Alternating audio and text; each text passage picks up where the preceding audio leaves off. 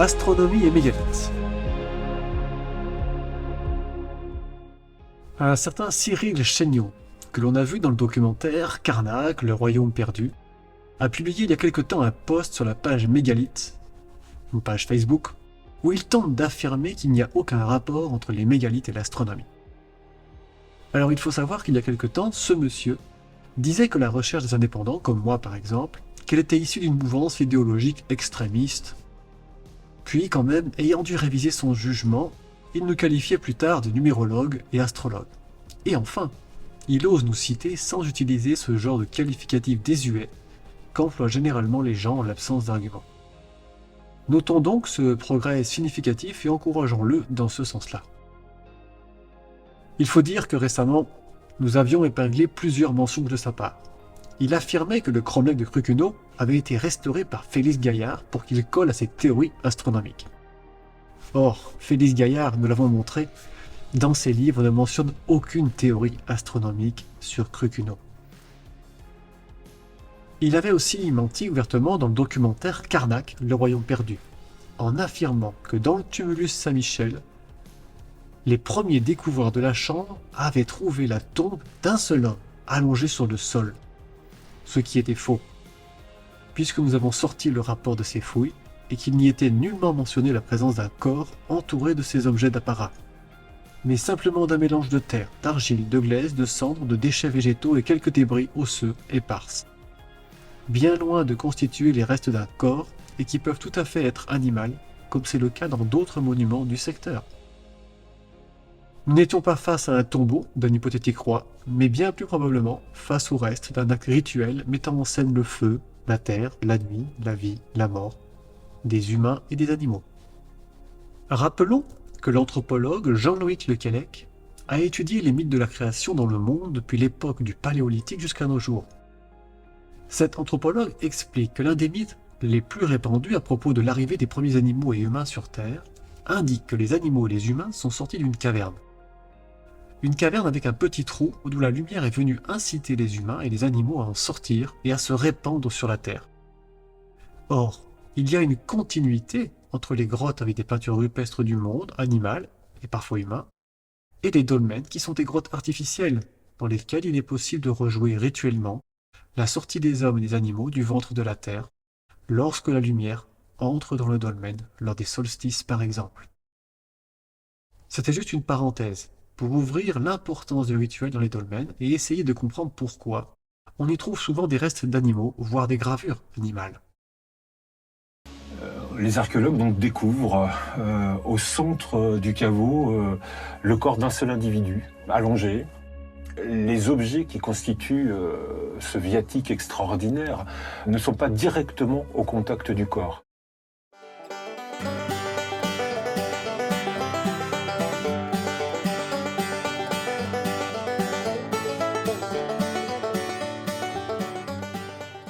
Cyril Chéniaud semble avoir une idée fixe. Les dolmens sont les tombeaux et rien d'autre. Revenons un petit peu maintenant à son poste pour en faire la critique. Il écrit ceci. Par orientation, il n'est jamais évoqué autre chose que l'axe parallèle à la structure d'accès, ou perpendiculaire à son ouverture. Il s'exprime ici à propos de l'orientation des couloirs, des dolmens, mais ce qu'il dit n'est pas exact, car certains monuments laissent entrer la lumière par la diagonale. C'est le cas à Gavrinis par exemple, ou au dolmen de roc herfeuté dont la pierre au sol indique l'axe du lever solaire au solstice d'hiver. Revenons à ce qu'il dit encore. Cette position étant très souvent supposée dépendre d'une direction favorable, le solstice d'hiver réunissant la majorité des suffrages d'une littérature archéo-astronomique foisonnante. Bref, il parle bien de l'orientation des couloirs. Mais alors, quid de l'équinoxe, du solstice d'été ou des cross-carters, c'est-à-dire les demi-cycles entre l'équinoxe et un solstice, fin octobre et début mai. La disparité des orientations est due à ces autres dates majeures. Ne prendre en compte que le solstice d'hiver, c'est un peu léger. Un peu plus loin, il explique ceci. Le monument explose visuellement sur la ligne d'horizon, apparaissant beaucoup plus impressionnant qu'il ne l'est en réalité, bien plus ostentatoire que s'il avait été implanté à l'ouest de cette colline. Ici, l'idée de Chéniaud, c'est de dire que les dolmens sont placés pour être visibles, sur des crêtes et des points hauts. Pour lui, cela est la preuve qu'il s'agit d'un monument ostentatoire pour être vu, pour frimer, pour affirmer sa puissance et son pouvoir. Bref, le baratin habituel qui n'est nullement soutenu par l'anthropologie moderne à propos des anciennes civilisations. Je vous laisse regarder quelques références à ce sujet.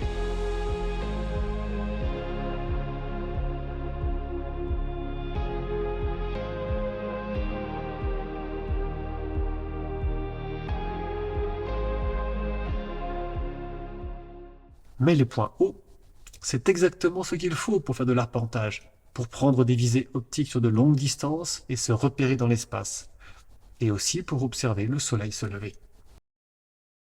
Reprenons ce que dit Cyril Chéniaud. Cette règle d'implantation en amorce de pente principale entraîne logiquement une répartition gaussienne des axes d'ouverture entre l'équinoxe et le sud, le solstice d'hiver à 126 degrés étant un axe médian. Admirons le langage soutenu donnant une illusion de grande rigueur intellectuelle. Répartition gaussienne. Bref, 126 degrés, c'est-à-dire 36 degrés sud-est, c'est presque l'axe du solstice d'hiver, qui est à 36,8 degrés.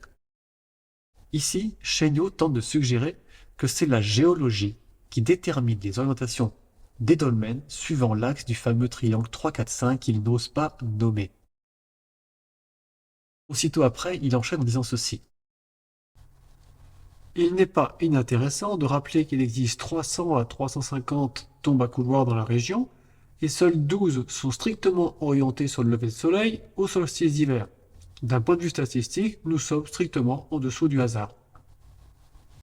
Oula, doucement. Si vraiment les 350 tombes à couloirs étaient réparties au pif, alors nous aurions à peu près une strictement orientée sur le solstice d'hiver. Car il y a 360 degrés sur un cercle. Ben oui, s'il y a 350 dolmens et 360 degrés dans un cercle, la répartition aléatoire de l'orientation des couloirs des dolmens, c'est en gros un dolmen par degré. Or, nous avons 12 fois plus de monuments orientés sur le solstice que nous devrions en attendre. Donc affirmer que nous sommes strictement en dessous du hasard est tout simplement faux. Quid des monuments orientés sur le solstice d'été, les équinoxes, les cross-carter, quid encore des monuments dont l'orientation est celle du lever de lune majeur qui intervient tous les 18,6 ans par exemple. Il y a des gens qui ont fait des statistiques.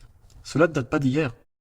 Même Félix Gaillard, qui contestait toute capacité de calcul calendaire, avait admis que les dolmens étaient surtout orientés sur les solstices et les équinoxes. Il a étudié 225 dolmens et conclut que la majorité était orientée sur ces orientations. On peut citer aussi Marcel Baudouin au début du XXe siècle. Prenons des publications plus contemporaines par exemple. Dans une étude écossaise, l'auteur indique « Il y a un écart notable par rapport à la valeur attendue en faveur des alignements intentionnels. » Prenons une autre étude de l'université de Cambridge. L'auteur montre qu'en Espagne et au Portugal, dans le sud de la France, les dolmens ont une orientation prioritaire qui pourrait être solaire. Il y en a d'autres bien entendu.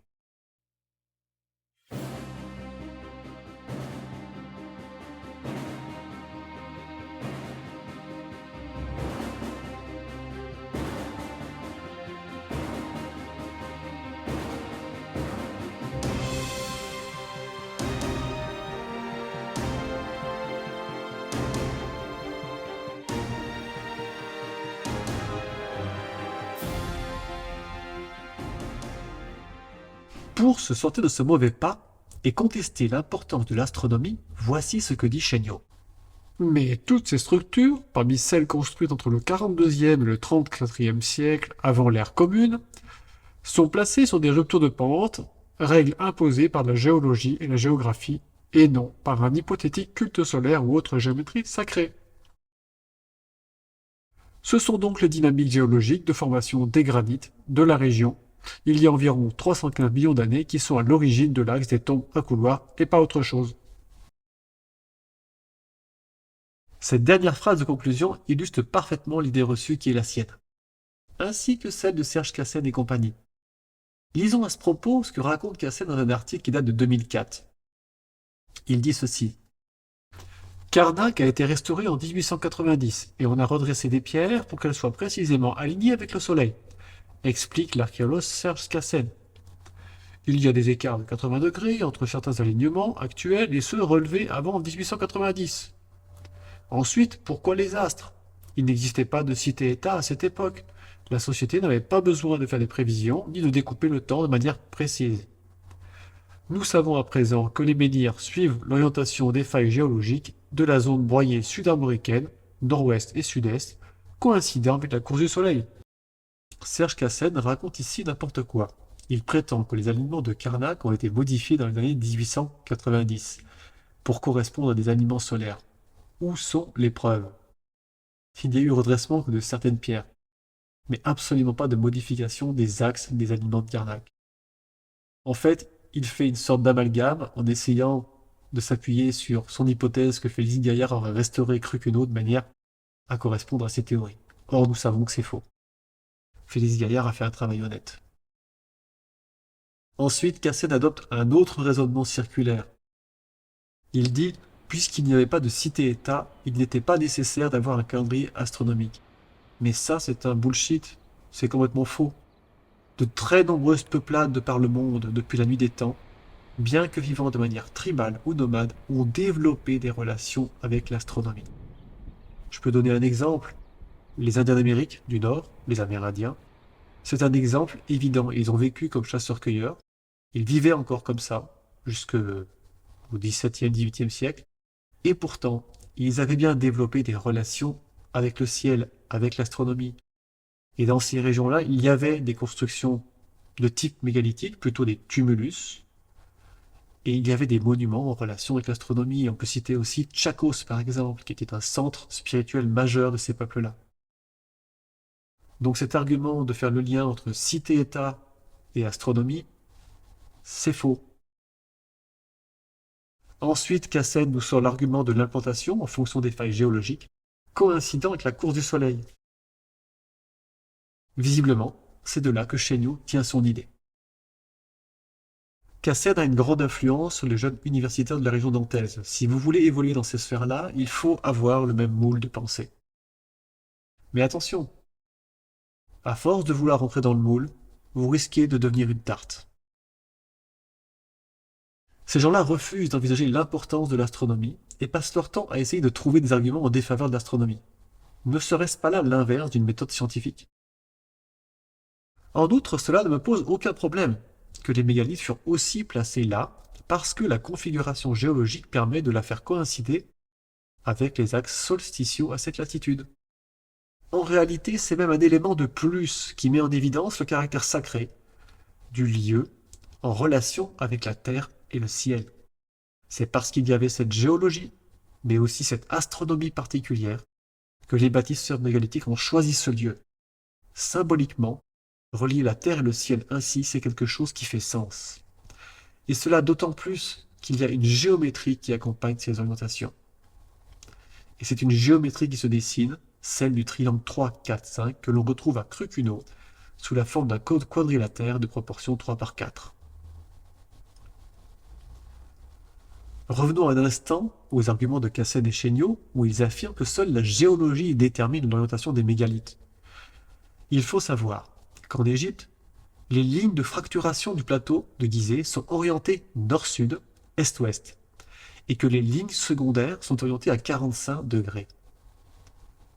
En fait, dire que c'est la géologie qui détermine l'orientation des mégalithes reviendrait à dire que c'est l'orientation des failles de calcaire du plateau de Gizeh qui détermine leur orientation et non une volonté des Égyptiens à vouloir orienter les pyramides sur les axes cardinaux. Il ne viendrait à personne l'idée de penser cela. Mais avec les mégalithes, Chéniaud et Cassen osent le dire. Un autre exemple du même ordre existe avec Stonehenge et The Avenue, qui est une grande avenue géologique qui se trouve juste en face de Stonehenge et qui indique l'axe du solstice d'été. C'est parce qu'il y a eu à la fois une formation géologique favorable et une configuration astronomique favorable que le lieu a été déterminé comme étant sacré par nos ancêtres et qu'ils y ont érigé Stonehenge ou qu'ils y ont fait tous les mégalithes de la région de Karnak. Alors, pour finir, sachez qu'il y a, messieurs Cassen et Chagnaud, deux ouvrages majeurs qui sont sortis en 2022 qui s'appellent Mégalithes dans le monde, tome 1, tome 2. Ce sont deux bouquins énormes, l'ensemble pèse 7 kilos. Et dans ces livres, il y a des dizaines et des dizaines d'articles. C'est une compilation, une synthèse réalisée par vos collègues, Luc Laporte notamment. Et il y a une grande introduction. Et dans cette introduction, il y a une partie finale. La partie finale de l'introduction traite justement de l'importance des mégalithes dans le paysage, y compris céleste. Et voici ce qu'on peut lire à la page 101 de la fin de l'introduction à propos du mégalithisme. Il a été démontré que les solstices d'été et d'hiver avaient une importance particulière pour les monuments mégalithiques de plusieurs régions et périodes différentes. Il donne des exemples en Europe, à Newgrange, également en Écosse, mais il donne aussi des exemples dans d'autres pays. Il cite Nabta Playa dans le sud de l'Égypte, il cite également Chanquillo au Pérou, mais il cite également le Japon. Il termine en disant aussi, dans d'autres cas, les orientations célestes ont pu concerner non pas les mouvements du Soleil, mais ceux de la Lune ou des étoiles. Nous nous demandons comment vous pouvez exclure toute notion astronomique, comme ce fut le cas dans le documentaire sorti en avril 2022, à propos des alignements, tumulus et dolmens de la région de Karnak. Comment est-ce possible de dire qu'il n'y a aucun rapport avec l'astronomie? En définitive, nous savons pourquoi cela n'est pas possible pour vous de l'admettre. La raison est simple. Si vous envisagez des visées astronomiques, vous allez devoir envisager la géométrie évidente qui l'accompagne. Et qui dit géométrie implique également la notion de mesure et de métrologie. Et cette géométrie et métrologie sont en contradiction profonde avec la vision de l'histoire de l'humanité.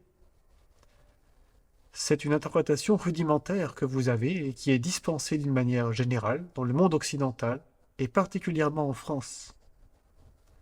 Oui, les peuples mégalithiques avaient déjà mesuré la Terre.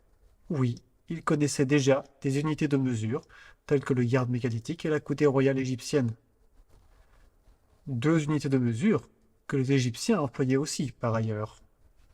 On se sent peut-être dépossédé de son objet de recherche. On préfère reléguer ces pierres au rang de vestiges archaïques, dénués d'une profonde intelligence, assortis d'une esthétique qui réussit pourtant le mariage de l'art et la science. Et comme le dit mon ami Howard Crowhurst, on pense que ces pierres appartiennent au passé. Elles sont pourtant notre seul avenir. Merci, au revoir et à bientôt.